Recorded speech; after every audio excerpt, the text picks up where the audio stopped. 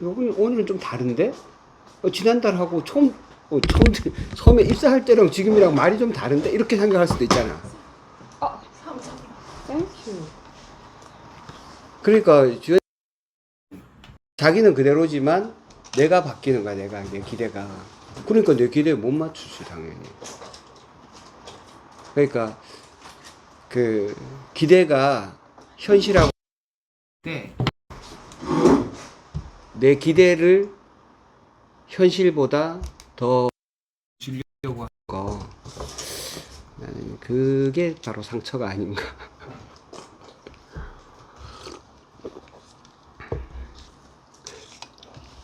그렇지만 잘 안 된다는 거.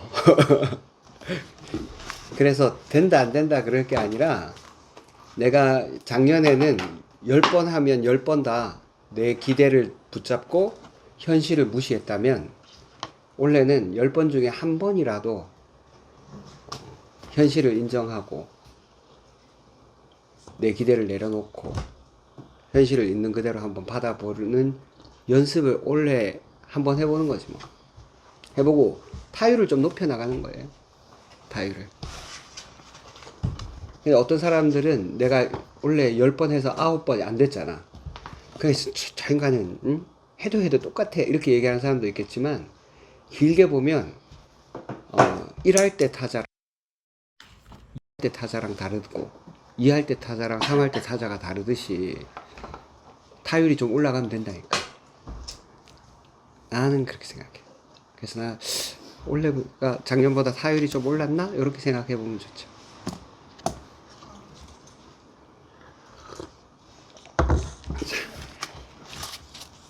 자, 오늘 새로운 책으로 돌아왔습니다. 관계를 읽는 시간. 우리 보세요. 지금 둘, 넷, 6명이죠. 우리 지난번에 스토리 싱킹, 그때보다 출석률이 좋아요. 책을 한번 잘못 선정하고 난 다음에 몇 달간 고생했어요. 몇 달간. 그러니까 여러분, 책의 중요함이에요. 책을 선택의 중요성. 몇 달간 고생한다. 자, 오늘은 문요한 그 선생님, 여기 정신의학과 선생님이고, 제가 이분 책은 아마 처음 읽는 것 같은데, 세바시 같은 데서 이분 강연은 여러 번 들었던 것 같아요. 이분 강연 많아. 유튜브에 보면 강연 많아요. 되게 사람이 따뜻하게 느껴졌어요. 그래서 책도 아주 따뜻합니다. 자, 오늘 1부 문제는 바운더리다. 오늘 1부에 대해서 여러분이 읽었던 내용들을 한번 간략하게 정리해서 얘기해 주셔도 됩니다. 꼭 자기 생각만 얘기해야 되는 건 아니에요. 책 내용 중에서 내가 읽고 이거 참 좋았다 싶은 거 얘기해 주시면 되고요. 그게 아니라 나는 이 사람하고 좀 의견이 달라. 아니면 내가 요 말을 나는 요렇게 해석했어 라고 생각하는 부분도 좋아요. 자, 제일 좋기는 1부의 장이 5장까지 있는데 요 5장을 한 번씩 다 리뷰를 해보면 제일 좋고요. 우리 혹시 1장에 대해서 착해서 힘든 게 아니야 라는 1장에 대해서 얘기하실 분 있나요? 오케이. 자, 그럼 2장에 대해서 얘기할 분 있나요? 오케이. 좋아. 오늘 이거 분위기 좋다. 참여도 이 말 다를 수 있냐? 그러니까 완전 다르다. 지난 진짜. 시키면 잘 모르겠어요. 자, 3장은 자, 4장 없습니까? 4장 없고, 그 다음에 5장 오케이. 지나. 그래서 4장은 내가 하면 돼. 4장은 내가 하면 되겠네요. 자, 내가 4장이야. 오, 아재. 자, 1장부터 나가보겠습니다. 아지수부터. 제목을 읽어주고 제목 착해. 읽어주셔야 돼요. 네. 1장 착해서 힘든 게 아니야. 에 대해서 읽었을 때 저를 보는 것 같았어요. 그래서 내 이야기를 썼나 싶을 정도로. 뭔가 그렇죠. 미숙한 착함이었습니까? 네, 저는 성숙하지 못했던 것 같습니다. 그래서 이제 보면은 26쪽에 그녀가 지나치게 친절한 이유에 대해서 읽다 보니까 자존감이 낮을수록 다른 사람의 관심, 인정, 평가를 중요하게 여긴다. 자기 가치감이 부족하고 자신을 스스로 돌보지 못하기 때문이다. 이들은 자기 가치감의 결핍을 다른 사람의 호감과 평가로 채우려고 애를 쓴다. 제가 그런 것 같아요. 그래서 이제 뭐 어릴 때부터 좀 이런 성향들이 많아서 되게 한 반에 예를 들어 30명이 있으면은 30명한테 다 잘해주려고 노력을 되게 지금 생각해보면 노력을 되게 많이 했던 것 같아요. 그래서 거기서 오는 내가 만약에 진아 선생님한테 이렇게 해줬으면 얘도 나한테 이렇게 해줘야지 라는 기대치가 생기다 보니까 이 사람은 나의 배려를 원하지 않았는데 저는 그냥 해줬을 수도 있는데 저 사람 왜 진아 쌤 생각에는 왜 이렇게 나한테 잘해주지 하고 그냥 넘어가는 일인데 저는 되돌아오지 않으니까 상처를 받는 일들이 많았던 것 같아요.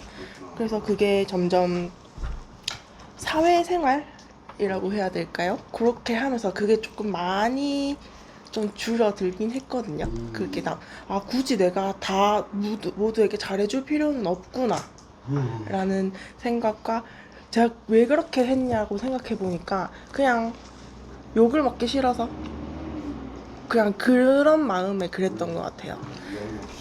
그러면서 그냥 사람이 저 사람이 난 왜 저런 눈빛으로 쳐다볼까? 이 사람은 아무 생각 없는데 저 혼자 그냥 그러면서 제 자존감이 점점 제가 깎아내리지 않았나 라는 생각을 되게 많이 했어요.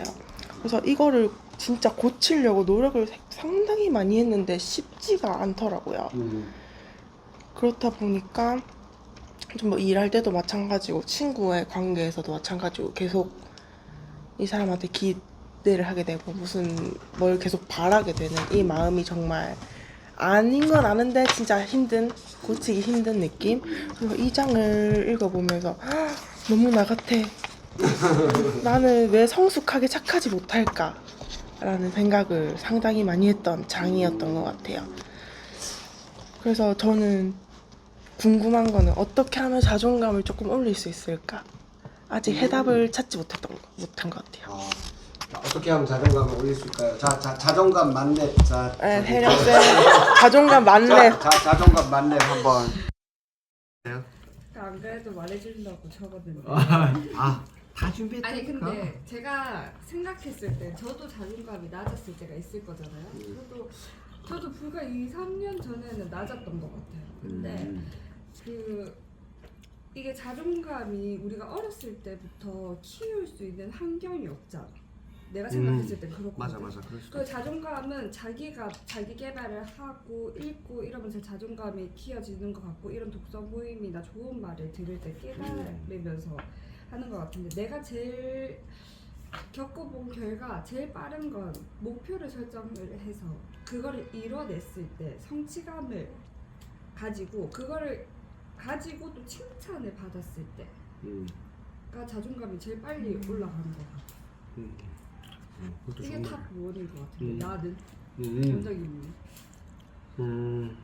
진짜 맞는 말 같아요 이것도. 근데 이거 책에서도 이런 말을 내가 본 것 같아. 그래서 큰 목표를 세우지 말고 진짜 뻔한 미라클 모닝에서 뻔한 책 있잖아. 일어나서 이불을 정리하세요. 이런 진짜 사소한 걸로 나는 뭐 이런 거 가지고 올라가겠어 이랬는데 진짜 올라가긴 하더라고. 근데 그거는 아무도 칭찬 안 해주지 않나요? 그러니까 예시를 들어서 내가 칭찬하면 그거고, 되는데. 내 자신을. 근데 그것도 중요한데 내가 이 병원에 들어와서 처음 봤지만 내가 처음 할걸 진짜 설명을 되게 잘하고 귀에 쏙쏙 박히게 설명력. 그리고 목소리도 엄청 그렇지. 내가 원장님한테 하는 말이거든. 설명이 꼭 근데 딱 그런 결이에요. 오 그렇구나. 그래서 나는 무조건 잘 된다. 기억나지? 이는 진짜 도수 지금 이제 시작했지만 진짜 무조건 잘할 것 같다. 그 걱정 안 해도 돼. 계속 불안해하더라고. 맞지? 그때는 이제 한두 달이었어가지고. 근데 제가 퇴사하기 전에 완전 탑 찍었었잖아요. 지금은 더 찍었지 않았어요? 지금 줄었어요. 그거는 환경 계약해서 그럴 수도 있고. 그냥 그탑 찍었을 때 나는 표정이 아직도 생각이 나거든요. 행복해가지고 공주한테 와가지고 언니 나 찍었어 맞아. 하면서. 맞아. 그러니까 그거를 그 느낌을 기억하면 그것도 목표를 이룬 거잖아. 그때 네 자존감이 올라갔을 거란 말이야. 근데 그거를 유지하려면 계속 그런 짜근짜근한 목표가 있어야 된다 이 말이지 내 말은. 멋진 말이에요. 혹시 또 다른 분 없나요? 자존감 높으신 분. 말 있나? 아니야? 이거 진짜 좋은 말 같아요. 자기 목표를 작더라도 이뤄서 다른 사람들로부터 인정받는다.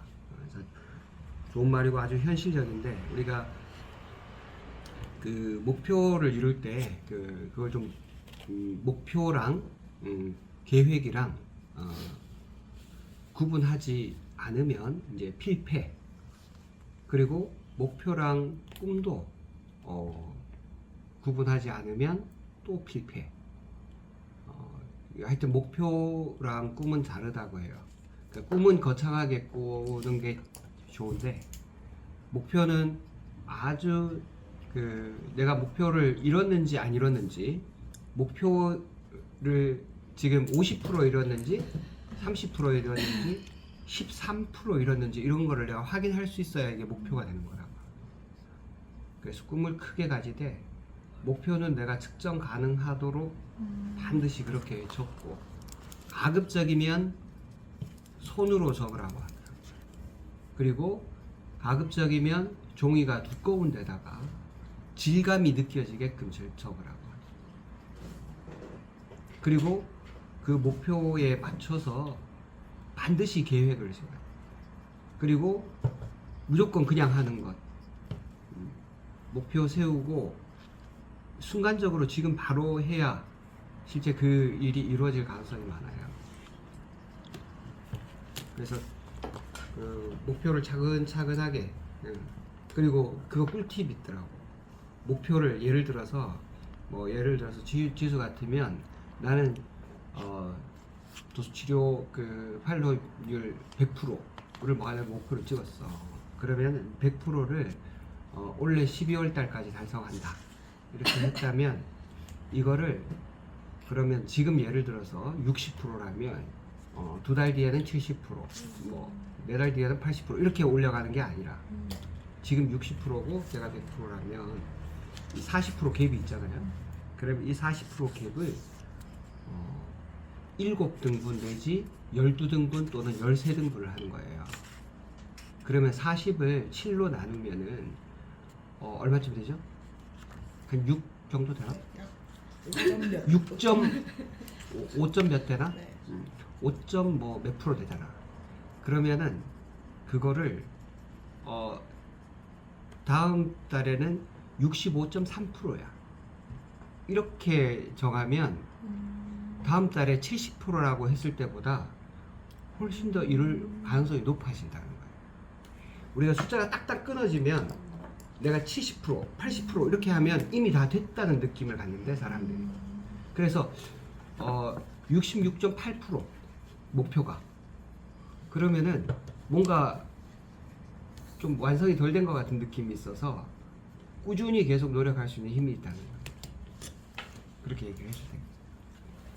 자, 그래서 하여튼 목표에 대한 계획을 10같이 이렇게 딱딱 끊어지는 숫자로 나누지 말고 가급적이면 소수 7, 뭐 13 이런 걸로 나누면은 끝단위가 안 떨어지잖아. 그러면은 내가 아직도 어떤 과정에 있다는 느낌이 든대요. 그래서 내가 80% 달성 이러면 아직 덜 됐는데 꼭 뭔가 된 것 같은 느낌이 사람이 자기도 모르게 잘 든대. 그리고 내가 봤을 때 자존감 만렙은 그 그리스인 조르바라는 책을 쓴 사람이 있어요. 그 니코스 카잔자스키인가 그 사람. 네. 왜 그리스 조르바. 그리스인 조르바 맞나요? 그리스인 조르바 니코스 카잔차스키 맞나요? 네. 이 사람이 했던 유명한 말이 있어요. 나는 아무것도 두렵지 않다. 나는 아무것도 바라지 않는다. 고로 나는 자유다. 이 사람 말 너무 괜찮지 않나요? 나는 더 원하지 않는다. 그리고 두렵지 않다. 내가 잃을 게 없으면 두렵지 않죠. 그리고 내가 바라는 게 없으면 내가 비굴하지 않죠. 그러면 자유하는 거죠. 내가 내 실력보다 더 인정을 많이 받고 싶으면 내가 바라는 게 있잖아. 그러면 좀 자유하기 어렵지. 그리고 내가 뭔가 두려운 게 있잖아. 내가 예를 들어서 회사에서 일하다가 잘릴 것 같아 여기서. 근데 잘리면 더 좋아. 딴 데서 부르는 데가 많아갖고. 아이씨, 내가 이때까지 여기 좀 인정상 더 있어줬는데 잘리니까 속 편하게 갈 데가 많네. 이렇게 생각하면 얼마나 자유로워. 이런 사람이 진짜 좋은 관계를 맺을 수 있는 사람이에요.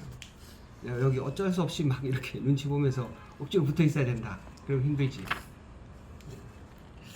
자, 2장 가겠습니다. 이장은 이장, 제가 네. 저 요 책 보다가 앞에 요 지은이 이름 나오면서 짤막하게 글이 있잖아요. 거기서 여기서 조금 와닿는 말이 사람은 사람으로 태어나는 것이 아니라 일생을 통해 사람으로 되어간다고 본다. 그렇기에 사람의 변화와 발전 가능성에 주목한다. 이런 말이 좀 와닿는데 저는 어른이 되면 그냥 사람이 되겠다, 뭐 결혼하면 사람이 됐다 이렇게 생각하는데 저뿐만 아니라 그냥 저희 부모님 어른들 보면은 계속 발전하고 뭐 이렇게 스스로 이렇게 지혜를 터득하는 그런 느낌이 들어서 끝난 게 아니라 또 계속 살아가는 느낌, 배워간다는 생각이 들어서 이게 좀 와닿는 문구였어요. 그리고 전 2장인데 2장 왜 상처는 가까운 사람이 더 줄까라는 이야기와 함께 저는 41페이지에 바랄 수 없는 것을 바랄 때 결핍이 몰고 온 파국 이건데 저도 이걸 보면서 저도 지수 선생님처럼 이거 약간 나 같다라는 생각이 드는 게 인터뷰하고 쓰지 않았어? 그러게요. 그래서 이걸 들어보니까 저도 약간 한 번씩 보면 사람들한테 특히 가까운 사람한테 많이 바라고 그게 내 생각대로 안 됐을 때 좀 실망이 커지더라고요. 그래서 결국에 내가 소유욕이 있었네라는 이 책을 보면서 좀 느끼게 됐고요. 그리고 그러면서 저도 이거를 제가 인지하면서 저 스스로 터득한 거는 뭐 완벽하게 안 되지만 한 번씩 제가 가까운 사람한테 바라고 실망할 때 저는 약간 한 번씩 내가 왜 이렇게 기분이 나쁘지 라면서 약간 내면으로 혼자서 이렇게 질문을 하거든요. 그러면은 뭐 이거 때문에 기분이 나쁘다고 스스로 이렇게 질문하고 대답하고 그 다음에 그래 결국에 근데 그 사람은 그 사람이고 그 사람은 내 마음을 모르니까 그렇게 해서 그냥 혼자 이렇게 터득하고 그런 식으로 지내는 것 같아요. 그래서 이상입니다. 그래서 네. 결론을 짧게 한마디 한 줄 요약. 사람 있는 그대로 바라보라. 그거를 사람을 있는 그대로. 있는 그대로. 네, 맞아요. 소욕 없이. 야, 혹시 이 장에 대해서 더 추가로 코멘트 하실 분?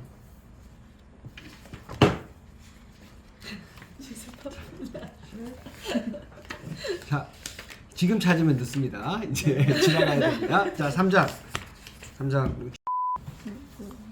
3장 그 조종하는 자, 조종 당하는 자에서 저도 처음에 1장을 읽었을 때 난데? 이 정도 나는데? 소름 진짜 자작이. 그래서 조금 그래서 책이 잘 팔리는구나. 찔리면서 책을 봤었는데 특히 이 장에서 예를 들면은 저도 누군가 뭐 남자친구와 연애를 할 때 실제로 이랬던 적이 있어서 그래. 싸움이 일어나다 보면은 또 말이 계속 안 통하고 싸움이 더 큰 싸움으로 번지면 야 그래 알겠다 피곤해, 미안하다 피곤해. 하고 얘기했던 적이 몇 번 있었는데 아 그랬구나. 또 제가 자처해서 미안하다고 하면 상대방은 또 무의식적으로 내 말이 맞다고 생각을 할까봐. 아, 네 실제 그렇게 해. 있어서 뭔가 또 진짜 잘못해서 그런 건 아닌데. 처음 그 48쪽에 뭐 남자도 처음에는 그 정도로 기분을 풀었다. 그러나 시간이 갈수록 더 극단적으로 변했다. 이게 실제로 그렇게 되더라고. 아 그랬구나. 그래서 이 장을 읽으면서 그냥 저도 제가 좀 이 장을 읽고 좀 고쳐야겠다라는 생각도 했었고 감정 조종을 다 하면 안 되겠다라는 생각을 좀 했던 것 같아요. 오케이. 이 3장 실제로 많이 벌어지는 일이죠 이거. 이게 정도의 차이지 다 있어요 진짜. 여기에서부터 100% 자유로운 사람 잘 없을 걸. 근데 내가 조종 당한다고 대부분 생각하죠. 상대한테 물어보면 또 다릅니다. 좀 달라요. 네. 또 3장에 대해서 조종하는 자와 조종당하는 자. 우리 심리학에서는 이거 뭐라고 하죠? 조종하는 자를 뭐라고 합니까? 가스라이팅. 이 조종하는 행위를 가스라이팅이라고 하죠. 조종하는 자를 나르시시스트, 조종당하는 자를 에코이스트 이렇게 부릅니다. 나르시시스트는 지 말이 다 맞고, 근데 우리 다 조금 그렇잖아. 그런 게 있잖아. 그래서 다른 사람의 감정이나 생각까지도 조작해서 다 자기 감정과 생각에 끼워 맞추려고 하는 거죠. 이게 나르시시스트의 특징이고, 실제로 우리나라 10명 중에 1명은 나르시시스트라고 합니다. 병적인 나르시시스트라고 해요. 나머지 9명도 아닌 건 아닌데 그렇게 병적이진 않다. 이게 되게 중요합니다. 실제로 우리가 흔히 만날 수 있어요. 이런 사람들.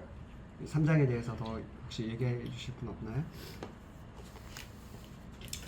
저는 공부 53페이지에 건강한 책임감이라고 얘기가 나오거든요. 건강한 책임감. 참 중요한 것 같아요. 건강한 책임감. 자, 그러면 우리 이거 51페이지 질문 한번 볼까요? 1번 가까운 상대와의 관계에서, 자, 남자친구가 있는 분들은 남자친구, 아니면은 자기가 잘 가깝다고 생각하는 누군가를 생각하면 되겠어요. 가까운 상대와의 관계에서 자신의 주장이나 결정권을 발휘하지 못하고 상대에게 일방적으로 끌려간다고 느끼는가? 전 아닙니다. 아닙니까? 네. 자, 아닌 분들 손 들어주세요. 다 아니군요. 될 것 같아요. 자, 아니라고 치고, 상대와 관계를 유지하기 힘들다고 여러 차례 느끼면서도 심리적인 어려움 때문에 관계를 정리하지 못하고 마냥 미루고 있는가? 아닌 분들 손 들어주세요. 아니에요. 아니에요? 다 아니에요? 지난번 손 안 얘인 것 들었어. 같은데요. 이게 맞는 것 같아?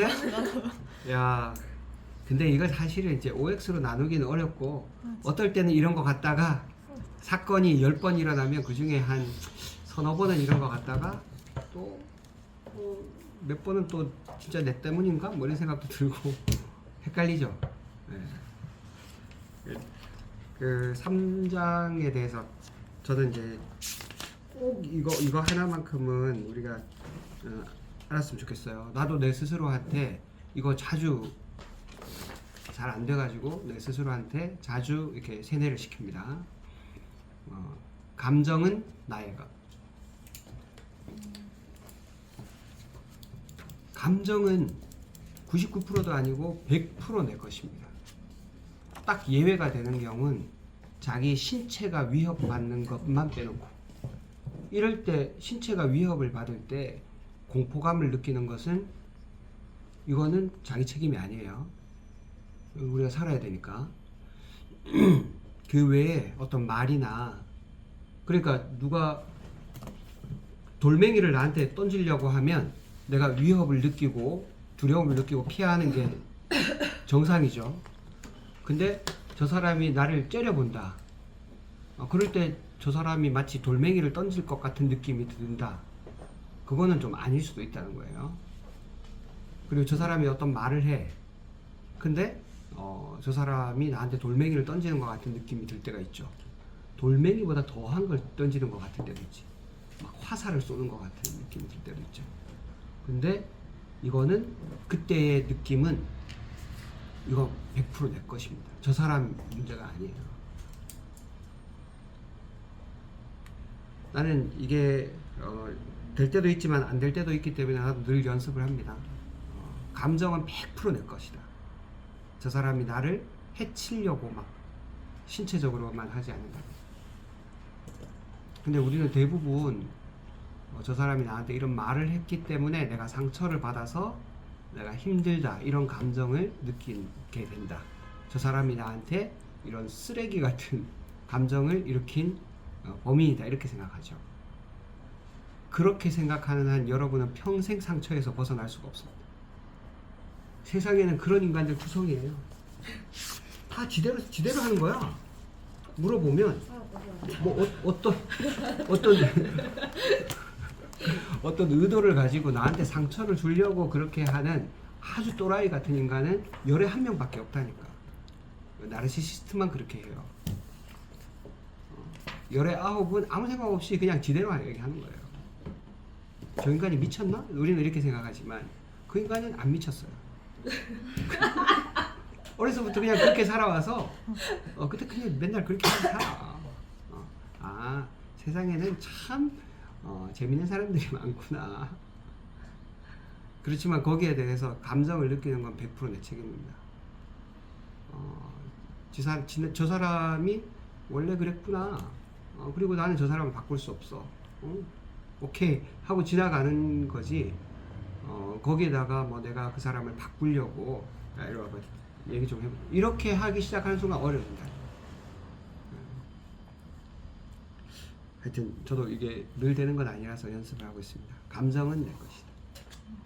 그리고 그 감정을 어떻게 바꿀까 하는 것도 내 몫입니다.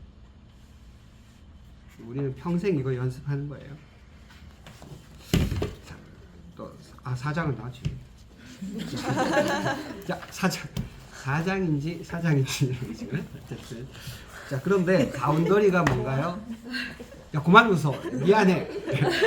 더 이상 이런 건 안 할 거야. 자, 그런데 바운더리가 뭔가요? 자, 여기 나하고 일행이하고는 바운더리가 분명히 있죠. 우리 두 사람의 바운더리는 가장 눈에 띄게 알 수 있는 것은 피부예요. 여기까지는 나죠. 넘어서면 내가 아니잖아. 그죠? 이렇게 하면 분명한 것 같죠? 근데 생각보다 이게 분명하지 않습니다. 예를 들어서 내 피부 바깥은 내가 아니지. 이게 사물이고 사람이고 어쨌든 다 남이잖아. 그런데 혜령이가 좋은 사람을 만나서 결혼을 했어. 그럼 내가 기분이 엄청 좋아. 그거 어떻게 뭘 해주려고 해서 그런 게 아니고 머릿속에서 생각을 하는 게 아니고 아무 생각 없이 그냥 좋아. 그 너무 응원하고 박수 쳐주고 싶어. 왜 내일도 아닌데 그럴까요? 이 중에 일부가 실제로 나이기 때문에 그래요. 내 피부 안은 100% 나죠. 내 피부 바깥은 그러면 100% 남인가? 그렇지 않다니까. 혜령이 같으면은 뭐 그런 우리가 그 화학 시간에 전자 밀도, 전자 구름 이런 거 배우죠. 원자 안에 가운데 핵이 있고 전자가 바깥에 떠돌아다니잖아. 근데 옛날에는 전자가 여기 몇 개, 뭐 제일 안쪽에 2개, 뭐 바깥쪽에 뭐 8개, 뭐 이런 식으로 전자가 어디 이렇게 궤도에 박혀 있다고 생각했잖아요.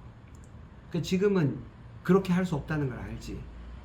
전자는 구름처럼 확률적으로 분포하는 거죠. 그래서 여기에 전자가 있을 확률 몇 프로, 저기 몇 프로, 일기예보처럼 확률적으로 분포해요. 그러니까 혜령이가 나일 확률은 0은 아니야. 분명히 10%일지 20%일지는 내가 모르겠어요. 어떤 면에서는 예를 들어서 일할 땐 나하고 굉장히 닮아 있는 부분이 있어. 일을 할 때는 나하고 그 싱크로율이 되게 높아. 뭐 50%라고 칩시다. 그런데 개인적인 뭐 어떤 취미 활동을 할 때는 나하고 맞는 것도 있고 안 맞는 것도 있지. 그럴 때는 또 10%일 수도 있고. 그러니까 나하고 싱크로율이 높은 지점이 있어요. 그리고 조금 싱크로율이 낮은 지점도 있고. 그래서 분명히 이렇게 물리적으로 보면 남 같은데 우리가 마음이 생긴다니까. 이렇게 우리 가족이면 밀도가 더 높겠죠. 우리 가족 뭐 예를 들어서 우리 아이들이다. 그러면은 우리 집 아이들은 내가 아니잖아. 분명히 내가 아닌데 아이들이 위험하다. 그런데 내가 팔 한쪽을 희생해서라도 애들을 살릴 수 있다. 그럼 당연히 하죠. 내 몸보다 어쩌면 더 중요할 수도 있잖아. 분명히 내가 아닌데도 나보다 더 소중할 것도 있는 거라. 그렇게 생각하면 오늘 처음 만난 환자가 내가 아닌가? 0%인가? 아니라니까. 실제 아니야. 환자가 좋아지면 나도 기분이 좋아요, 진짜로. 그러니까 환자하고 나하고 접점이 있다고. 그런데 우리가 늘 세상을 불안하게 살잖아. 우리나라 교육의 문제이기도 한데 네가 좋은 대학 들어가서 잘 먹고 잘 살아야 돼. 이렇게 얘기를. 그러니까 성적을 더 잘 받으려면 친구도 다 경쟁자야. 내가 등급을 더 높게 받아야 되니까. 그래가지고 요새는 뭐 친구들한테 이거 문제 풀어주고 알려주고 노트 공유하고 이런 게 옛날보다 그렇게 많지 않다 하더라고. 우리는 뭐 모르면은 다 물으면 가르쳐주고 다 했거든. 뭐 요새는 뭐 이제 무슨 과제 같은 거 내면은 조별 과제 같은 걸 해서 내면 자기가 좀 더 기여도가 높으면 자기가 점수를 더 받아야 되는데 다 똑같이 주면 잘 안 한다는 거야. 이거는 교육이 아닌 거예요. 그러니까 경쟁해서 잘 먹고 잘 살아야 한다고 생각하는 거는 교육 중에서도 아주 저급한 교육이에요. 우리의 바운더리를 계속 넓혀 갈 수 있도록 이렇게 생각을 틔워주는 것이 좋은 교육이지. 바운더리를 좁혀가지고 지 피부, 자기 가족만 자기 바운더리로 알고 살아가게 하는 게 지금 대한민국 교육이야. 그래서 아주 진짜 철학도 없고 아주 저급하다고 생각해 나는. 그래서 이런 교육 시스템에서 공부를 잘한다는 것은 그게 가지는 가치가 굉장히 떨어진다고 생각해요. 지금 미국에서는 그 콜롬비아 대학교에서 그 대학생들이 다 텐트 치고 농성하는 거 알아요? 지금 그 이스라엘이 팔레스타인 그 가자지구에 침공을 해서 무장 세력들을 하마스를 잡겠다는 목적으로 민간인들을 지금 36,000명을 죽였거든.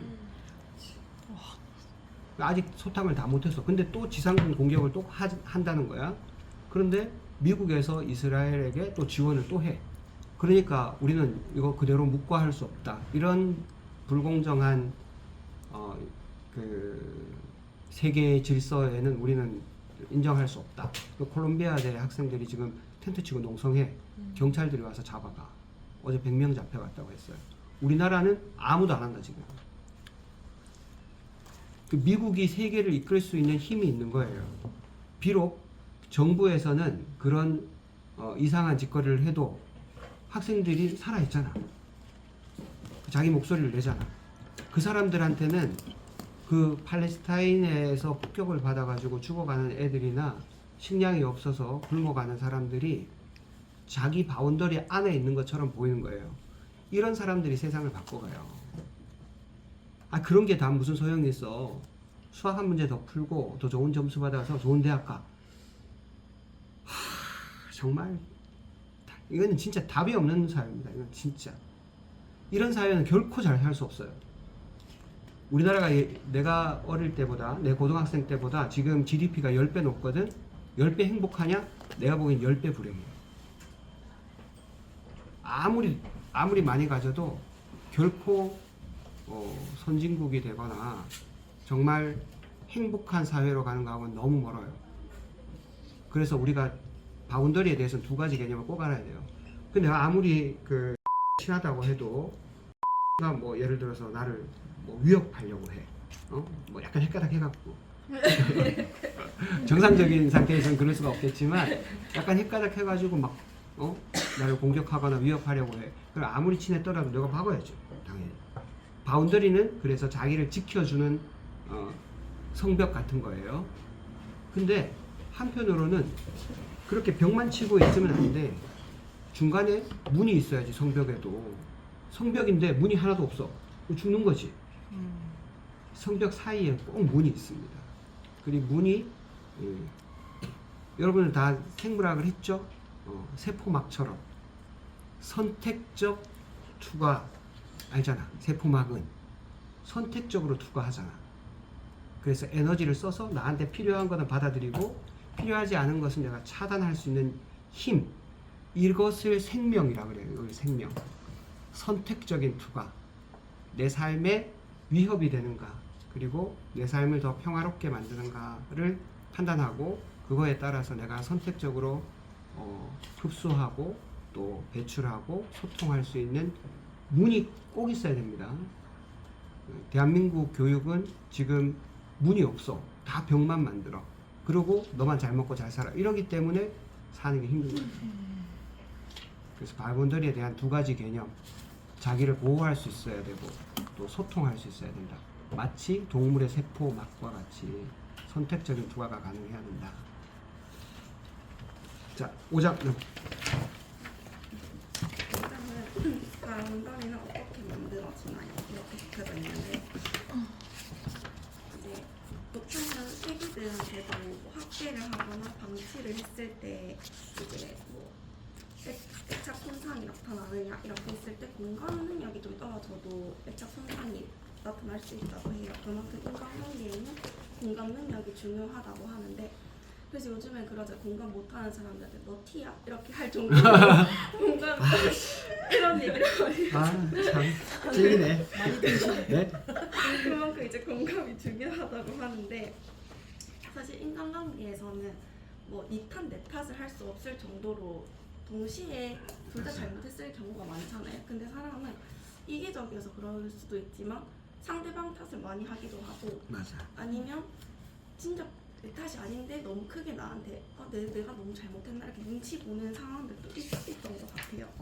근데 이러한 게 꼭 애착 손상이 없으면 좋다고 생각을 하지만 어느 정도 있어야지만 인간관계를 조금 더 발달시킬 수 있고 더 단단해지는 계기가 된다고 하더라고요.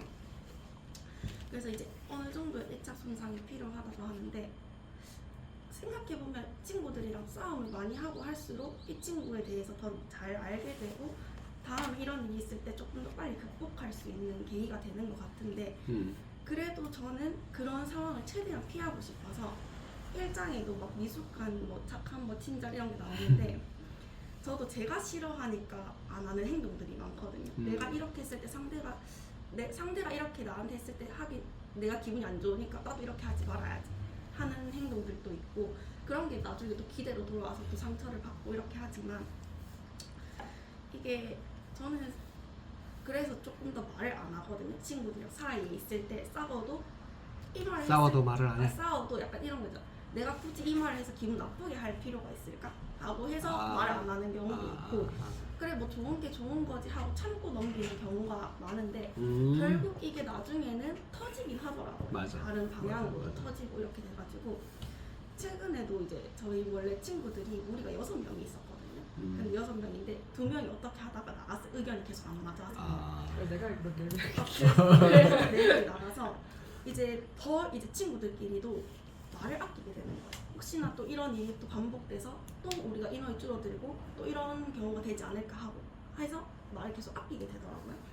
근데 이렇게 되다 보니까 이제 성향이 달라서 성향이 맞는 친구한테 이렇게 얘기를 하게 되는 거예요. 4명 중에서도 성향이 맞는 친구한테 아 난 이랬어 하고 전체적으로 공유를 안 하는 거죠. 공감 이런 거를. 그래서 이런 게 하다 있다 보니까 최근에도 오해가 생긴 거예요. 이제 친구들을 만났는데 저녁에 만났어요. 토요일날 저녁에. 근데 두 명은 이제 야간에 일을 하는 친구들이라서 이제 그 친구들한테 저희는 맞춰서 야간에 만나기로 했는데 걔네는 또 토요일에 일을 안 해요. 아, 토요일은 일을 안 해요? 일을 안 해요. 그래서 저랑 제 친구는 이제 병원에서 근무를 하니까 오전부터 일을 하고 뭐 오후에도 뭐 일을 보다가 저녁에 만났으니까 저희는 한두시 되면 이제 몸이 피곤하잖아요. 이제 몸이 이렇게 맞춰져 있으니까 아침 일찍 일어나는 습관이. 근데 친구들은 아니란 말이에요. 4, 5시까지 오는 친구들이니까 저는 달리는 거야? 다른 거예요. 근데 저는 그날 좀 일정이 많았어요. 교육도 있었고 그래서 다른 친구들도 잠깐 만나고 가야 돼서 좀 늦게 갔는데 저는 이제 이 친구들도 선약이니까 너무 몸이 피곤해도 이 친구들한테 얼굴을 보여주는 게 저는 예의라고 생각을 했던 거예요. 그래서 이제 가가지고 놀고 집에 이제 너무 피곤하니까 가고 싶은데 친구들은 네가 늦게 왔는데 왜 먼저 가는 게 말이 되냐? 이렇게 된 거죠. 여기서 의견 차이가 오더라고요. 와. 그래가지고 와. 이거를 이제 힘들다. 저는 그 중간에서도 친구랑 이제 의견 맞는 친구랑 막 이런 걸 얘기를 했었는데 다른 친구들은 왜 그거를 너네끼리 얘기해? 왜 나는 몰랐어? 이렇게 된 거예요. 근데 제가 그날 피곤하다. 듣기만 해도 막 피곤하다 지금. 근데 제가 이거를 그때 오해를 못 풀고 왔어요. 근데 이게 어영부영 넘어가긴 했어요. 친구들이니까 사실 크게 터지지 않는 이상은 그럴 수 있지 이렇게 하고 넘어가긴 하잖아요. 근데 이게 너무 찜찜한 거예요. 저는 이제는 이게 만약에 또 다른 일로 크게 터지지 않을까 하는 그런 불안감이 있어서 내일 친구 여행을 가거든요. 그래서 조금 더 우리가 성숙해지려면 이러한 거에 대해서 한번 짚고 넘어갈 필요는 있지 않을까라는 생각을 해서 그런 관계를 위해 내일 한번 친구들과 진솔한 그래, 여행 가서 한번 얘기해 보는 거 좋겠다. 그래서 난 그러지 않기. 맞아, 뭐라고? 여행이 아니기. 마지막 여행이 그래. 후기 알려줘요. 후기 알려줘 다음번에. 꼭 얘기해줘야 돼. 진짜 중요하다 진짜. 그런 얘기는 꼭 잘 해보면 좋겠다. 지금 잠깐만. 지금 얘기는 젊어서 그런 거예요. 나이가 들면 피곤해서 못 만나.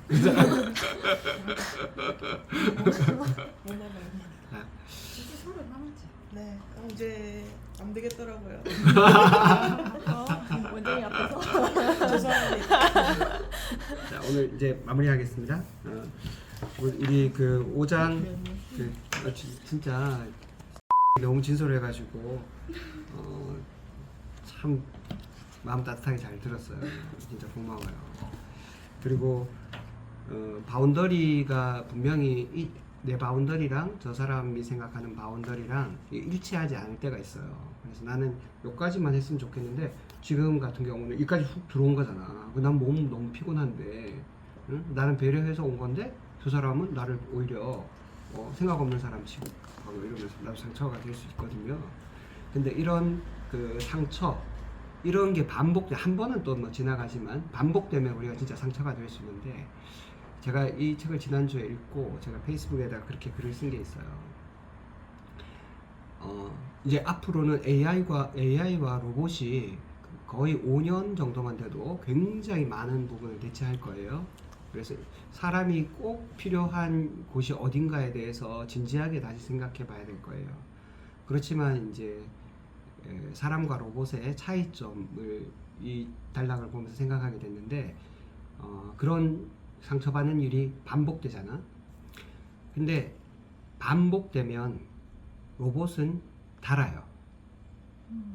로봇은 반복하는 일이기 때문에 마모가 돼. 그래서 반복은 로봇에게는 마모를 일으키고 사람은 반복하면 굳은 살을 만들어요.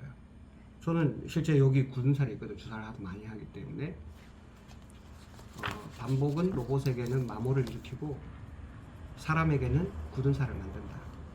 굳은 살을 만든다는 것은 그만큼 강해졌다는 뜻이기도 해요. 그래서 진아가 그런 일들을 통해 가지고 더 단단하고 세상을 폭넓게 이해하는 멋지고 강한 사람이 되기를 응원합니다. 이상.